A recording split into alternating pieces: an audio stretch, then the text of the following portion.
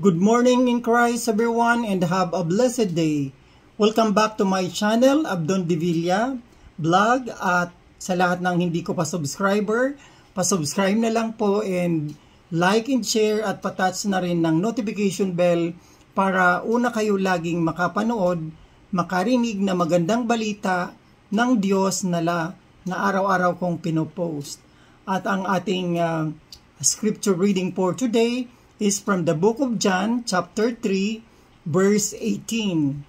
Whoever believes in him is not condemned, but whoever does not believe stands condemned already, because they have not believed in the name of God's one and only Son. Amen. Ang sino mang sumasampalataya sa Kanya ay hindi hinahatulan, ngunit ang hindi sumasampalataya ay hinahatulan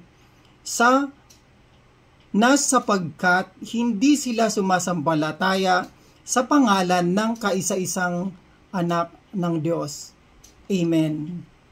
Ang passage po natin ngayon ay tungkol sa ating pananampalataya na kapag tayo ay hindi nanampalataya sa Panginoong Hesukristo, sa Panginoong Diyos, ay hindi matitigil ang lahat ng curses na dumadating sa ating buhay.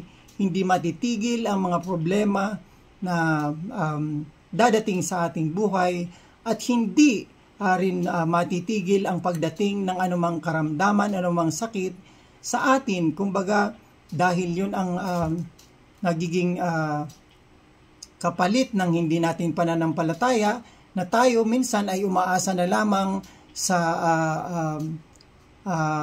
mga maling pag-a-idol, sa mga maling panalangin. Kaya dapat ang sundan natin kung ano ang sabi ng Panginoon sa atin, dahil kahit araw-araw tayong magsimba, dahil kahit araw-araw tayong araw-gabi tayong pumunta sa simbahan, kung hindi natin sinusunod hindi natin sinusunod ang kagustuhan ng Panginoon sa atin, ay lahat ng ating pagpunta ay mababaliwala, dahil hindi yun ang hinahanap ng Panginoon, kundi ang hinahanap ng Panginoon ay ang tunay na pananampalataya na dapat tayo ay sumunod sa Kanyang mga salita lamang. Dahil kapag tayo ay nakapaloob sa lahat ng salita ng Diyos, tayo ay magkakaroon ng katahimikan, mawawala ang ating mga problema, ang ating anxieties mawawala, at matitigil, mapuputol ang mga curses na dumadating sa atin, dahil we are guided by the Holy Spirit. Dahil kapag tayo ay sumasampalataya, tama ang ating pananampalataya, ay ang hihilingin natin, may the feeling of the Holy Spirit be with us. Pero kung wala ang Holy Spirit sa atin, sino ang maggagabay sa atin? Kundi ang evil spirit. So kapag ang evil spirit ay nasa atin, patuloy tayong makakaranas ng mga curses, patuloy tayong makakaramdam ng anumang problema. Lahat ng hindi maganda ay ma-experience natin.